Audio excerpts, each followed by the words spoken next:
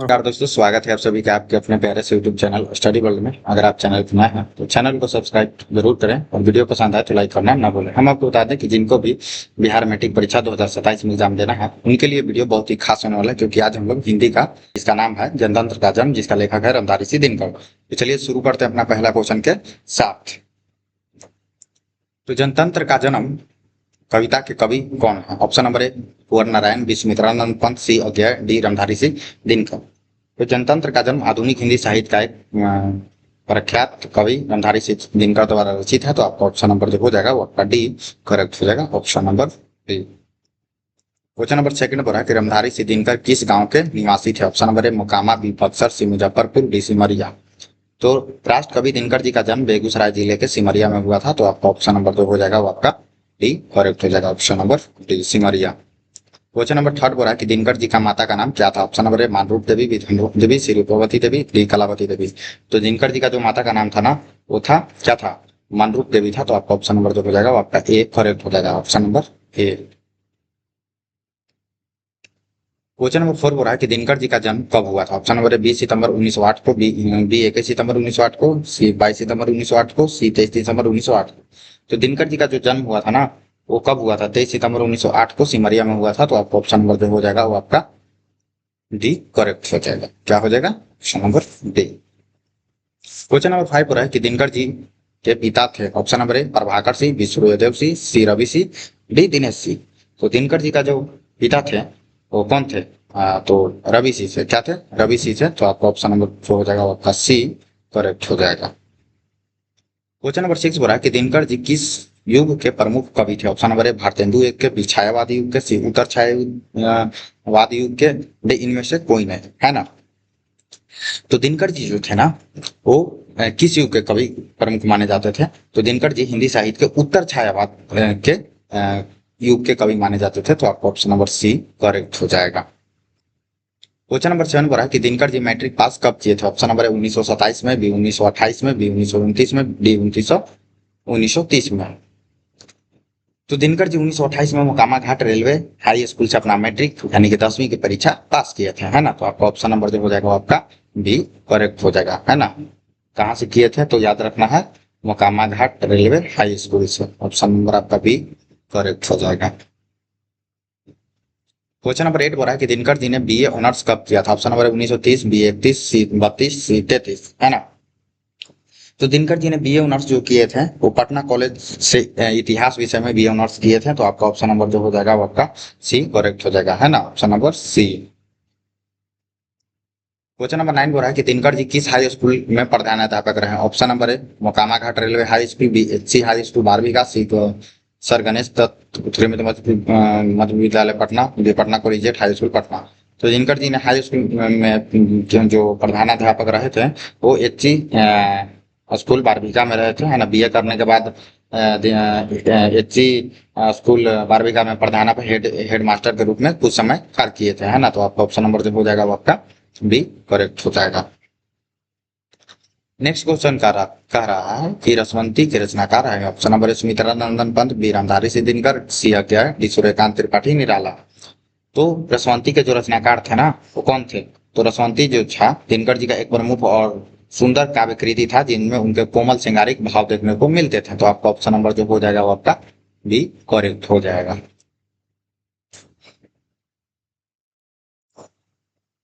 Question number 11 बोला कि दिनकर जी की रचना है। Option number A Urvashi, B Saket, C Gramya और डी गुंजन। तो, तो आपका उर्वशी जो है वो दिनकर जी का एक सबसे प्रसिद्ध रचनाओं में से एक है। तो आपका ऑप्शन नंबर जो हो जाएगा वो आपका ए करेक्ट हो जाएगा, ऑप्शन नंबर ए। क्वेश्चन नंबर 12 बोला है कि दिनकर जी को साहित्य अकादमी पुरस्कार किस रचना पर दिया गया था? संस्कृत के 4 अध्याय पर, बी कुरुक्षेत्र पर, सी अर्धनारीश्वर पर, मिट्टी की और।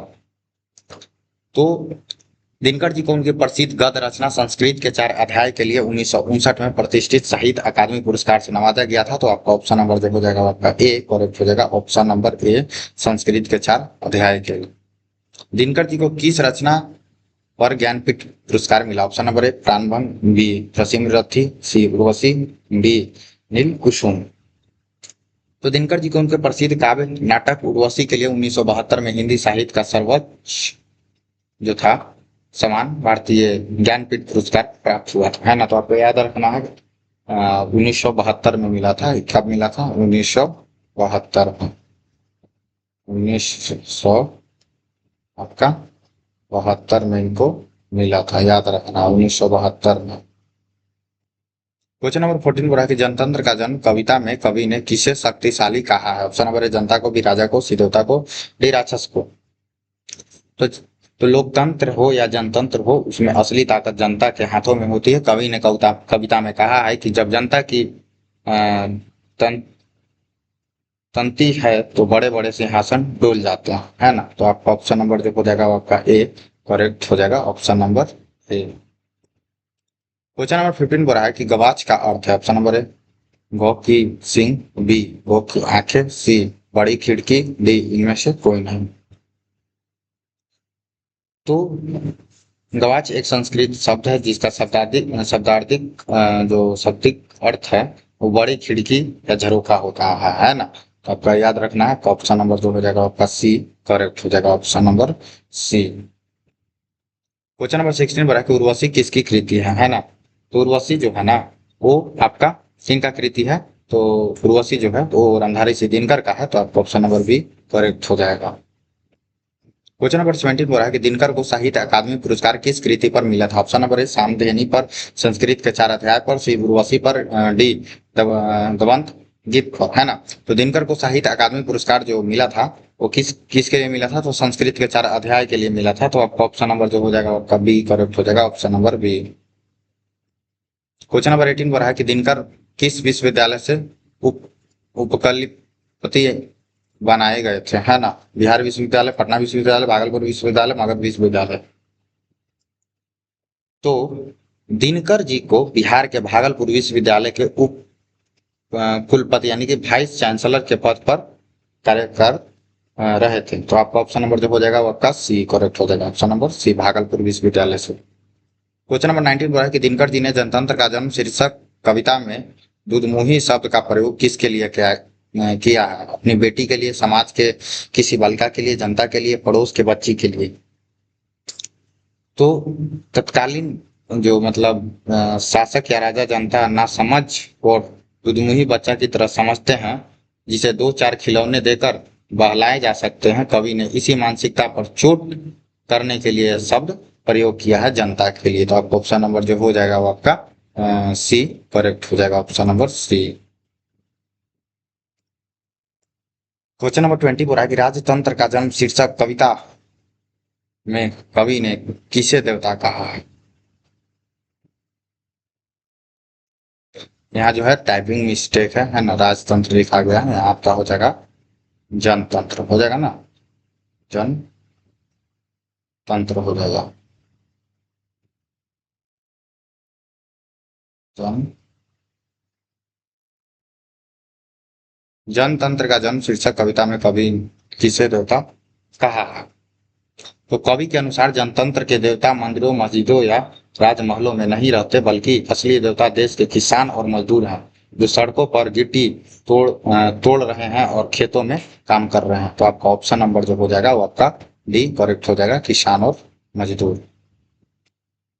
क्वेश्चन नंबर 21 बोला है कि जनतंत्र का जन्म के कवि कौन है ना। तो आपका ऑप्शन नंबर जो हो जाएगा वो आपका ए करेक्ट हो जाएगा, रमधारी सिंह दिनकर, है ना। क्वेश्चन नंबर 22 बोला है कि दिनकर की प्रारंभिक शिक्षा कहाँ से हुई थी? ऑप्शन नंबर ए घर से, पिताजी से, गांव और आसपास से, जिला स्कूल से, है ना। तो आपका जो दिनकर जी का जो प्रारंभिक शिक्षा हुआ था वो गांव और आसपास से ही हुआ था। तो आपका ऑप्शन नंबर जो हो जाएगा आपका सी करेक्ट हो जाएगा, option number C. Question number 23 बोला है कि दिनकर की किस रचना में कर्ण को नायक बनाया गया था, है ना। उर्वशी में, रसीमरथी में, हुंकार में, डी हारे और हरि नाम में। तो दिनकर जी का प्रसिद्ध जो खंड काव्य रसीमरथी महाभारत के महान पात्र कर्ण के जीवन, शौर्य और संघर्ष पर आधारित है, जिसमें कर्ण को नायक के रूप में प्रस्तुत किया गया है ना। तो किसमें किया गया है? रसीमरथी में। तो आपका ऑप्शन नंबर बी करेक्ट हो जाएगा।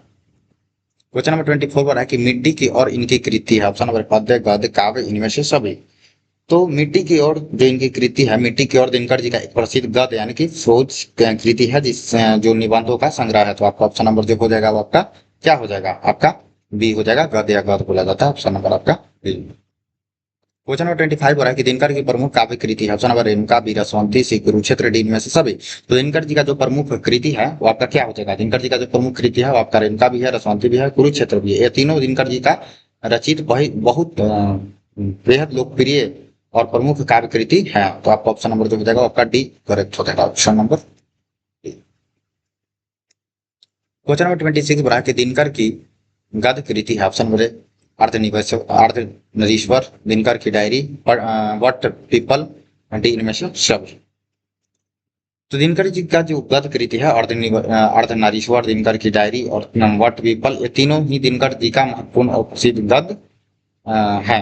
तो आपका ऑप्शन नंबर क्या हो जाएगा, आपका डी करेक्ट हो जाएगा, इनमें से सब। क्वेश्चन नंबर 27 पर है कि दिनकर ने अपनी पढ़ाई कहाँ तक की थी। ऑप्शन नंबर है इंटरमीडिएट, बीए ऑनर्स, ए में ऑनर्स, पीएचडी। तो दिनकर जी जो अपने पढ़ाई किए थे वो दिनकर जी ने पटना कॉलेज से इतिहास में जो आपको हम बताएं कि बीए ऑनर्स किए थे। तो उनका जो मतलब हाईएस्ट क्वालिफिकेशन है दिनकर जी का अपनी जो पढ़ाई थी वो बीए ऑनर्स तक ही था। तो आपका ऑप्शन नंबर जो हो जाएगा आपका बी करेक्ट हो जाएगा। क्वेश्चन नंबर 28 पर है कि भारत सरकार द्वारा उन्हें सम्मानित किया गया। ऑप्शन नंबर है पद्म विभूषण से, भारत भूषण अग्रवाल पुरस्कार से, सी भारत रत्न से, डी ऋतुराज सम्मान से। तो भारत सरकार द्वारा उन्हें जो सम्मानित किया गया था वो किस से किया गया था, तो पद्म विभूषण से। दिनकर जी को उनकी महान साहित्य सेवाओं के लिए भारत सरकार द्वारा देश के प्रतिनिष्ठ नागरिक सम्मान पद्म विभूषण से सम्मानित किया गया था। तो आपका आपका ऑप्शन नंबर जो हो जाएगा वो आपका ए करेक्ट हो जाएगा, है ना। ये भी क्वेश्चन बहुत इंपॉर्टेंट है, आपका ऑप्शन में इसको याद रखना है। क्वेश्चन नंबर 29 बोला है कि किसे सिंहासन खाली करने की बात कही गई। ऑप्शन नंबर ए राजतंत्र को,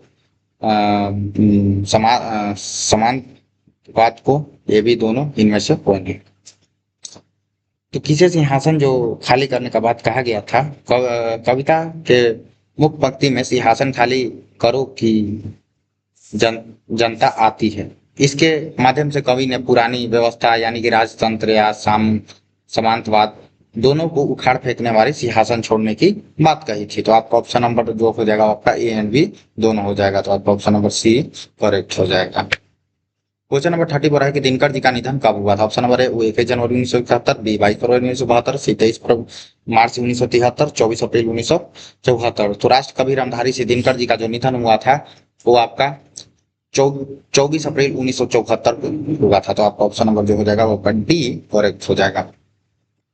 तो चलिए इसी के साथ आपका चैप्टर जो हो गया कंप्लीट हो गया। तो वीडियो अच्छा लगा तो वीडियो को लाइक जरूर कीजिए, चैनल को सब्सक्राइब कीजिए और जितना आपका आंसर सही हुआ कमेंट में जरूर बताइएगा कि आपका 30 में से कितना सही हुआ। तो फिर मिलते हैं नेक्स्ट चैप्टर में।